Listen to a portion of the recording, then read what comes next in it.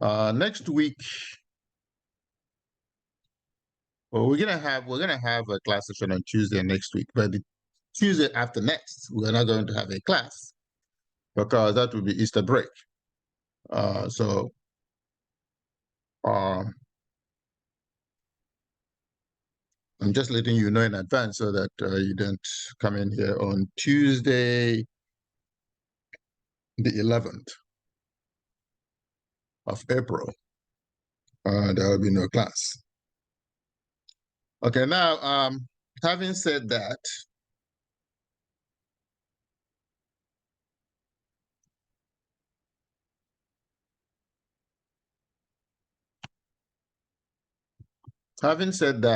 let's get on with today's topic. Okay, today's topic is just a continuation of regression analysis. Regression analysis is quite extensive. You have statistics books that are nothing but regression analysis, and you can go from there to econometrics. And econometrics is all about regression analysis. And you can spend quite a bit of time on it. You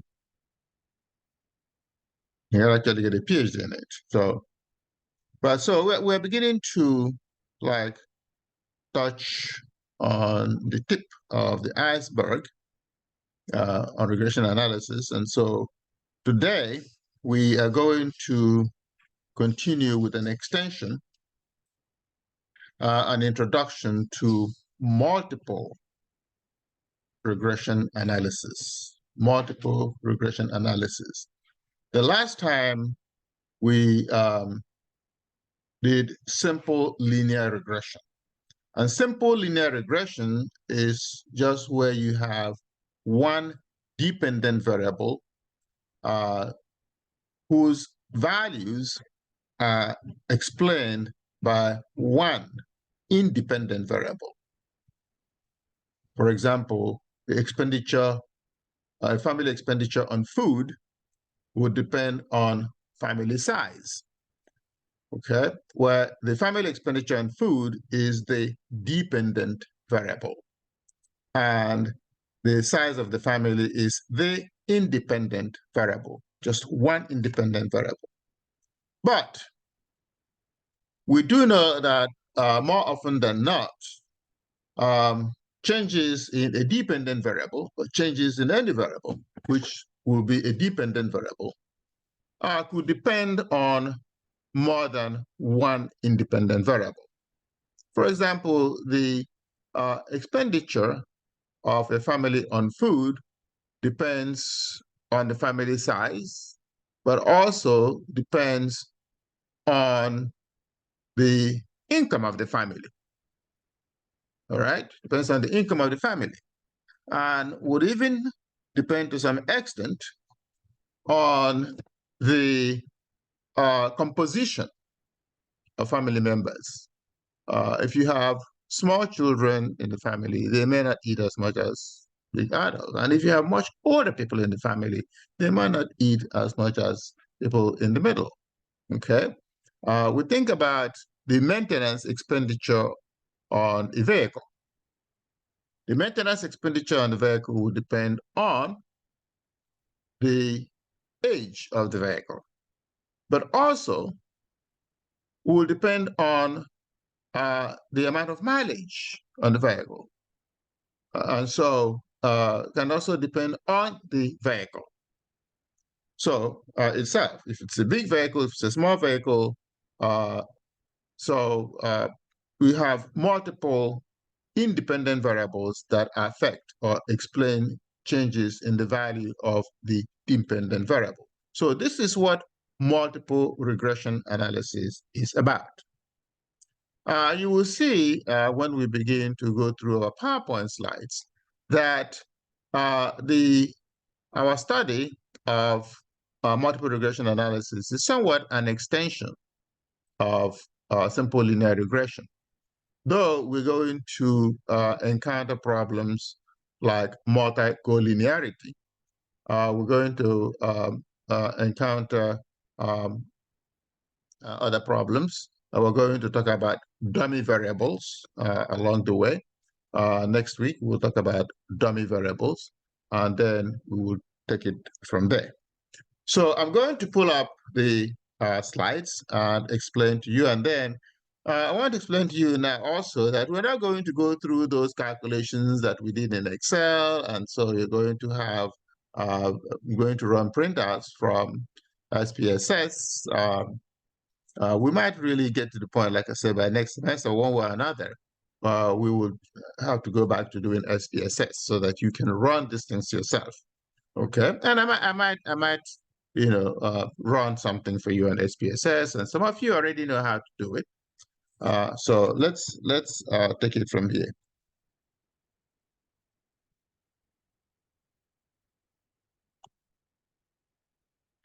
Okay, we're going to start from the beginning. All right, multiple regression analysis. Okay, is where we have two or more independent variables. Okay, instead of just one independent variable, we have two or more independent variables, and y is the dependent variable. And then independent variables could be labeled x1, x2, x3 to xk. For example, wages depend on education. The more education you have, likely the higher your wage. But also on your years of experience on that particular kind of job, on gender. There is something called gender discrimination. Okay. And also your tenure on the job. That is not just your years of experience, but also how long you've been in a particular job.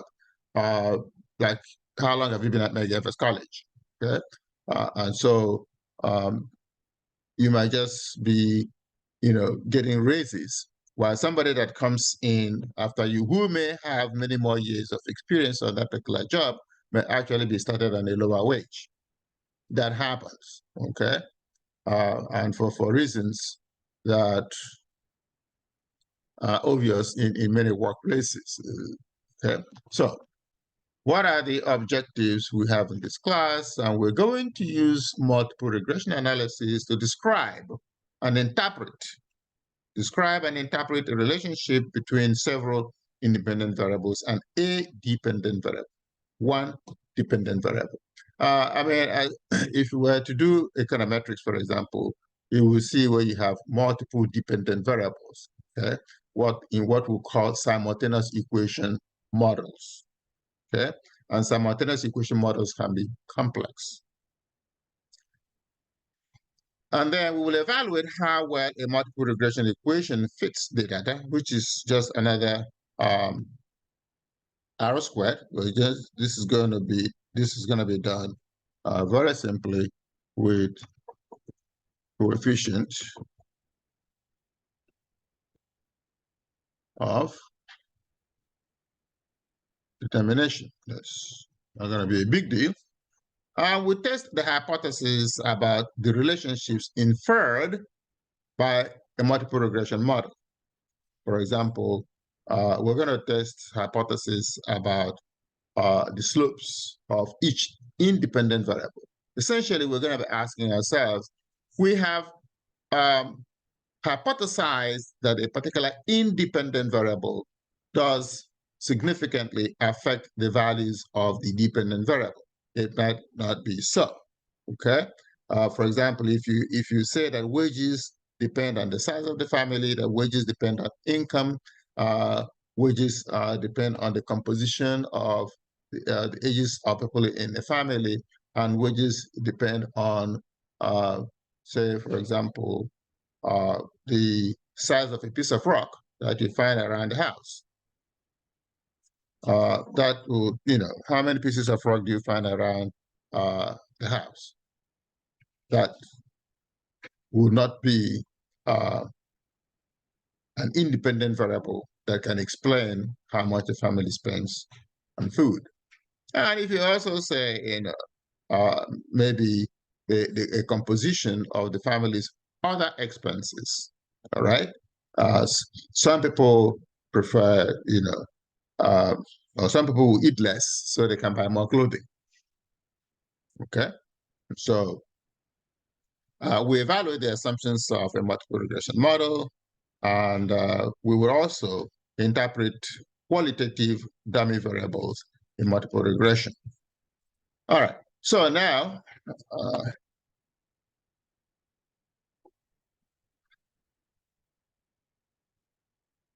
let's just a qualitative dummy variable. Okay, the qualitative variable is a dummy variable.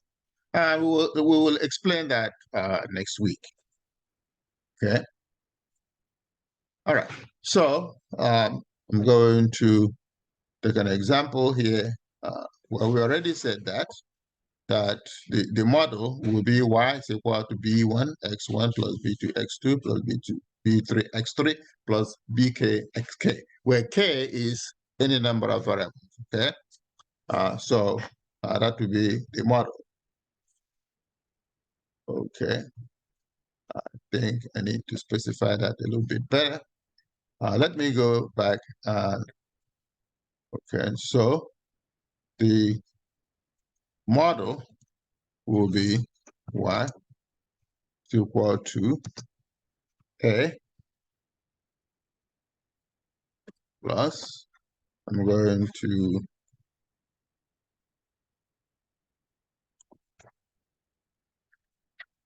take that, replicate it there, okay, and so we have b1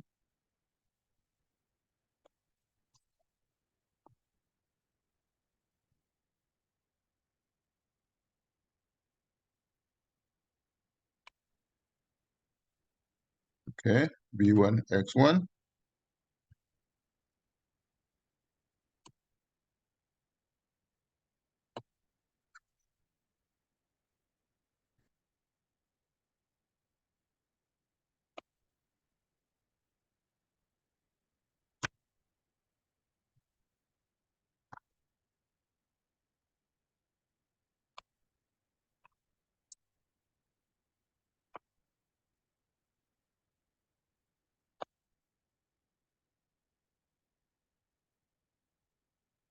I'm going to correct that.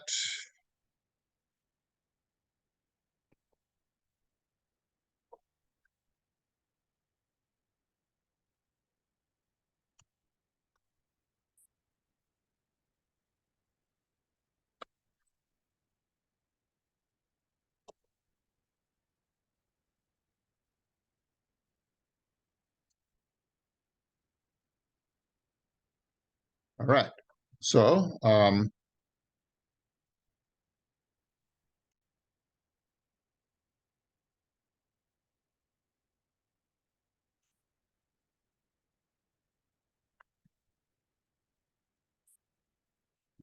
is there, I'm going to play a little trick there.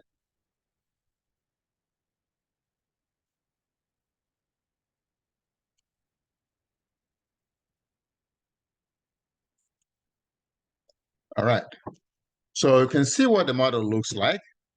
So you have each independent variable has a different slope, in the sense that each independent variable will have a different level or magnitude of influence on the dependent variable. Each of the b's could be positive, could be negative, it could be zero. Okay, if a b is zero, that means that that particular independent variable has no effect on the dependent variable. And if a b is negative, it means that it has a negative effect on the dependent variable.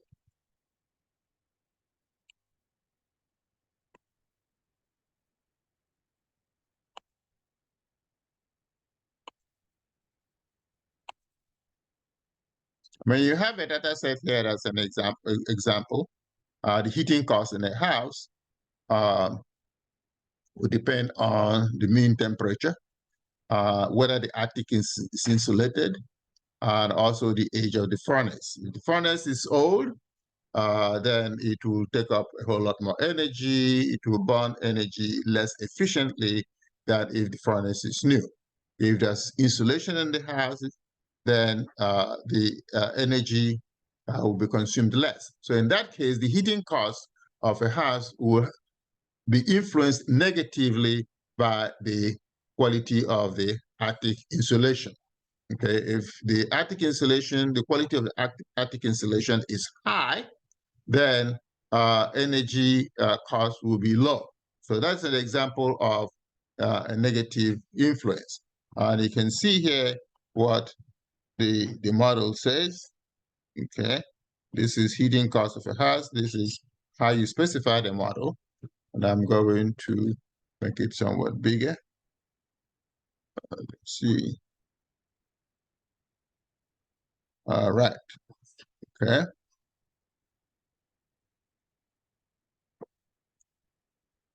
As you can see here, it's the inches of attic insulation. If there are 10 inches of attic insulation, just hypothetically, then the heating cost will be lower than if there was only 2 inches of attic insulation. So that will be a negative effect on the cost of heat. All right. Now, here is an example of what do you call it? An SPSS printout. Okay. And so the Y hat, which is the estimate of Y to heat a house, is $427.19. Okay. There's going to be a minimum charge even, the temperature is low, or you don't, you're not in the house. Okay. As a minimum charge. And temperature has a negative effect. If the temperature is high, okay, I don't know what exactly how they measure temperature here, but if insulation is high, then it has a negative effect on the amount of heating cost. And if insulation is low, the heating cost will be high. The age of the furnace, you can see, has a positive effect. If the furnace is old, then the heating cost will be high. If the furnace is newer, then the heating cost will be low. Okay. I'm sorry, the age of the, the age of the house, what do you call it? Of the furnace, yes. So if the furnace is very old, as the age is high, the heating cost will be high. Okay, if the furnace is new, which means the age of the furnace is low, heating costs will also be low. So there's a positive relationship right there. I might pull up my own example to show you how to interpret.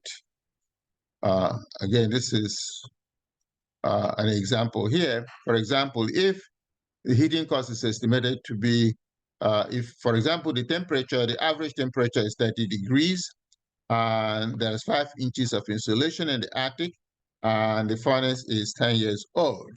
So the estimate for the heating will be 427 minus 4.58 times 30, 30 being the average temperature outside.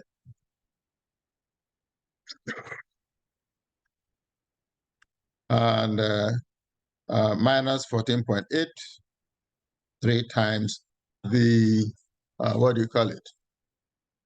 The thickness of the attic insulation, and 6.1 times the age of the furnace. And you see the heating cost here will be about $276 per month. Okay. And then, of course, as in the past, we also measured the coefficient of determination. So the question with the coefficient of determination, R squared, is the same old question. What percentage of the changes in the dependent variable can be explained collectively by the changes in the dependent variable? Now, let me go back and clarify this. Now, this estimate of heating cost, we simply see that if for for every 1 year, for every change in the temperature by 1 degree, heating costs will be decreased by 4.58. And for every 1 inch of attic insulation thickness, heating costs will be decreased by 14.83. And for every 1 year change in the age of the furnace, heating costs will be increased by 6.101. Okay, and so when you put it all together in a model, you get $276 for this particular house, for this particular unit, for this particular home. Okay, so this is not for every home. For this particular home, if you have the information about the characteristics of the home, then that enables you to estimate how much it will cost to heat the home. All right. Now, the test of hypothesis will have, like what you call a global test of hypothesis. Does your model in its totality fit the particular subject you want to explain? That is, do you have a correct model? Okay, that is one thing that the R-squared explains. But you also test the hypothesis whether all the variables have equal influence on the dependent variable. This is where you test whether B1 is equal to B2 is equal to B equal to 0. That is to say, one way of testing the fitness of your model, a global test of the model, is to ask whether all the variables, each and every one of them, has 0 influence on the dependent variable, okay? Which is to say your model is no use. Your model is no use, but very often, more often than not, you really don't have a useless model unless you put together a useless model just for the sake of it, just to illustrate something, okay?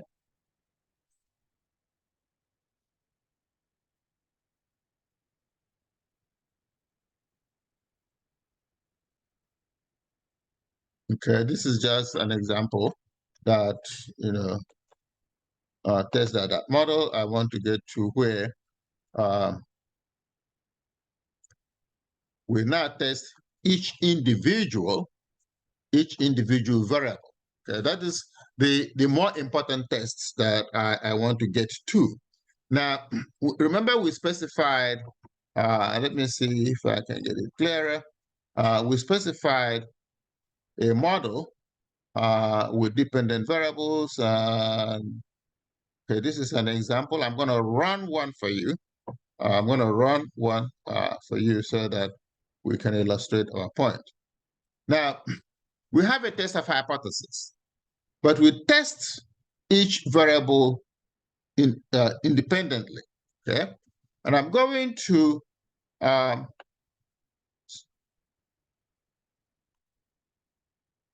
use this example here, okay? And I'm going to write the model. The model is one where we say that the price of a house, okay, the price of a house is a function of size of the house, distance from the city, and the number of bedrooms. Okay.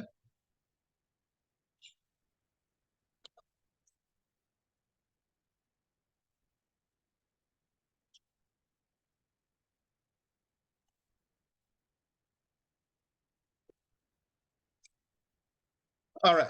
So this is a model that says the price of a house depends on a number of variables. And we're looking here at 3 variables, okay? The size of the house, say the size of the living space in the house, okay? If a house has 2,000 square feet of living space, its price will be different from a house that has 1,500 square feet of living space. And the price of these two will be different from a house that has 2,500 square feet of living space. And so the price of a house depends on the size of the house, measured in the amount by the amount of living space in the house. But also, the price of a house could depend on a number of things, depending on, say, the region or the location, okay? For example, houses that are far away from the city might cost less than houses that are closer to the city, okay? Because people also will calculate how long it will take to get to work and the expense of getting to work. So they might want to pay for a house closer to the city center more money than a house that is further away from the city center. So we expect that a house that is far away from the city center will have a lower price than a house that is closer to the city center. Then the other variable we are looking at here is the number of bedrooms in the house, the number of bedrooms. So if a house has 5 bedrooms, depending on the taste of the buyer, will likely cost more than a house that has 4 bedrooms. People could choose that, okay? And sometimes it might be that the number of bedrooms will have no effect for the simple reason that people who don't have a lot of children may not care, okay? But on the average, what is the relationship between the number of bedrooms in the house and the price of the house? Okay, at least for this neighborhood from which we collected the data. All right, might be different in different neighborhoods. And so we test a hypothesis. Okay, let me see. Okay, so we did an estimate, and I'm going to do one estimate for you. Okay, we did an estimate, and we said to ourselves, let me see if I can make a model out of this. Okay,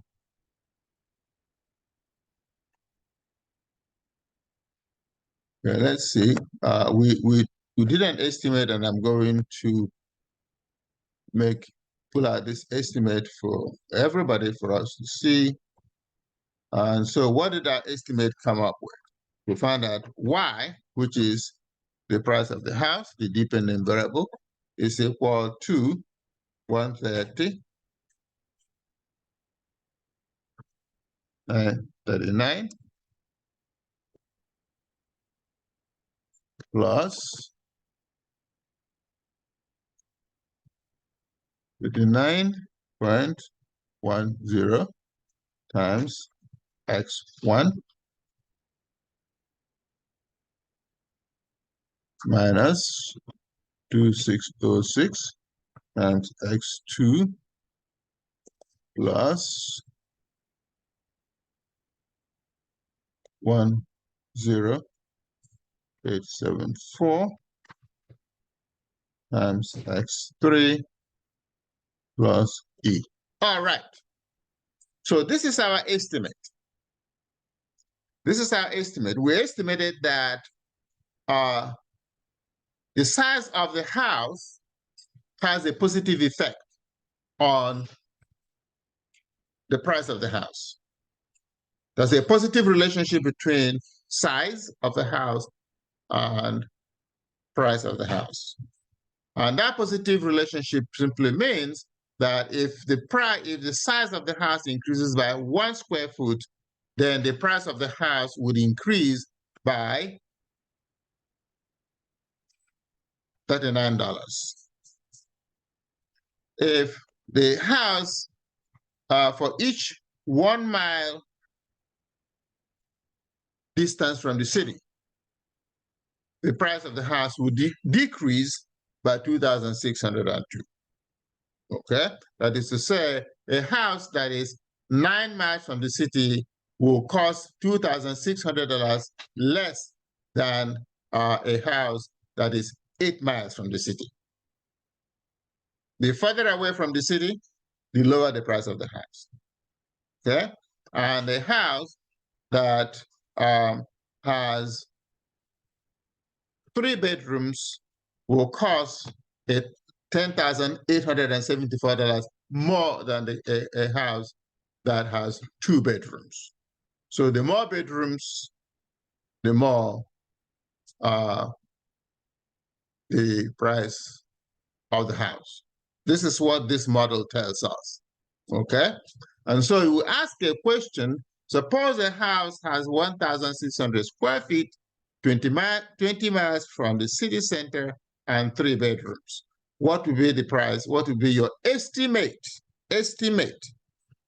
for the price of the house? The estimate will then use these parameters here, the 10,874, the 2602, and the 39.10, and add it to 139, 130,939, to give you an estimate of what the house will be selling for.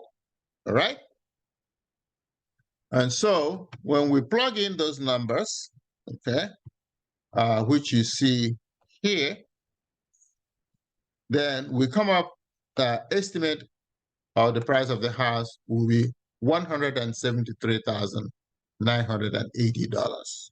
That is what we're going to get. Okay? Now, then the next step will be to test a hypothesis. You can see that you test the hypothesis for each independent variable separately. For example, the null hypothesis would be that BI is equal to 0. The independent variable has no significant effect. Let us say this independent variable, or the independent variable I, okay?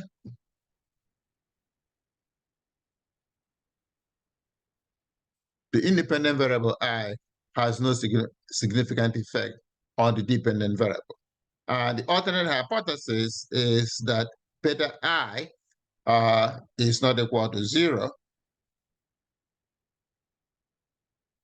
Okay, that beta I is not equal to 0, which means that this independent variable has a significant effect. That means the slope of the that particular independent variable is not 0. So we select a level of significance, and I select 0.05, and Z star is 1.96. This is 0.025, and Z star is equal to 1.96. Okay, so we calculate a Z. We know how to calculate the Z. It's B divided by the standard error of B. So I'm going to explain to you how to calculate that. So you see our model is right here. This is the model we have. The standard errors will be in bracket, but what you have here are the Z values. The Z values are put in the brackets below the parameter. And so when I set a problem for you and give you the Z values, you can use these values to test the hypothesis. Okay? And you specify your hypothesis the way we talked about earlier. Let's see. Okay. This is the general form. Okay. And again, this is the general form. So we test at 0.01 and the Z star will be 2.33. If you test at 0.025, the Z star will be 1.96. Okay.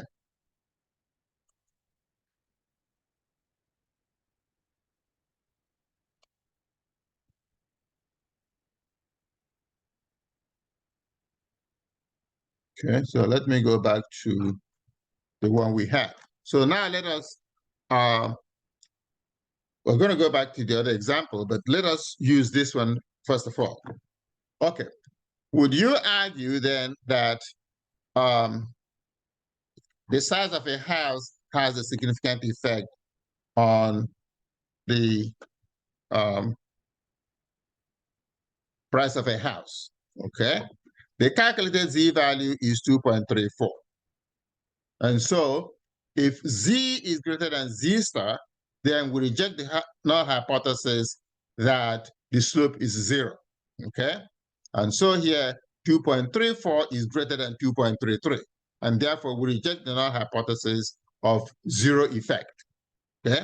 Because your null hypothesis is that a particular independent variable has 0 effect. That's your null hypothesis. And once you reject the null hypothesis, you are now concluding that that particular independent variable does have a significant effect on the dependent variable, okay? And remember I say use the absolute value, ignore the sign for your hypothesis test, okay? So here the z-value is 3.27, okay? Again, that z-value, the absolute value, is greater than 2.33, it's greater than 1.96, depending on your level of significance. So we conclude that distance from the city has a significant effect on the price of a house. The same thing goes for the number of bedrooms, okay? And so here is the model based on that equation, or based on the results. Okay.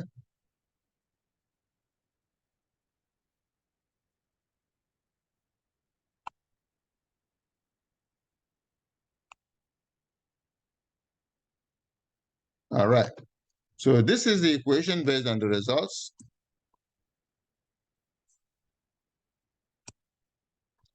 Okay, and so you take it from this SPSS printout that you have here. This is the SPSS printout. You take the constant. Okay, you take the constant, and then these are the slopes. This is slope 1, slope 2, slope 3. And this is the constant. It's 130.939. The standard errors are here. If you divide these standard errors into the slope, you're going to get the z-value, okay? If you divide, say, 39.106 divided by 16.712, you will get 2.34, okay? That is an SPSS printout. And so you have other examples that we have here. As you can see here, this is just the z-values are put under the bracket. So when you get an SPSS printout or a computer printout, please realize that these are the z-values or the t-values, and you should specify a model correctly.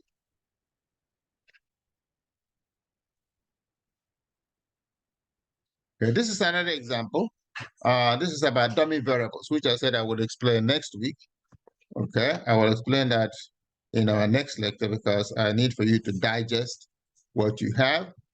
Okay, this is an example with dummy variables. So when we come in next week, we're going to explain the use of dummy variables and what they mean for regression analysis.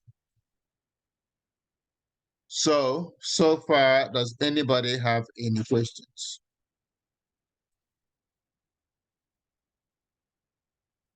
Hello? All right. I had a click. Does that mean somebody has a question? No, I was just saying I don't have any questions. Okay. All right. And so, digest this. When we come in next week, we'll talk about dummy variables and any other problems in regression analysis. There are lots of problems that come out of regression analysis. Like I said, there's something called multi-equation models. They are complicated to explain. And so next week we will talk about them. There's dummy variables, a whole host of problems which we will not talk about at this level of this class. Okay, so I wish you all the best. So I'll see you next week. Please get on with your homework assignments. I know I've not graded some of them, but I'll be sure to grade them. All right.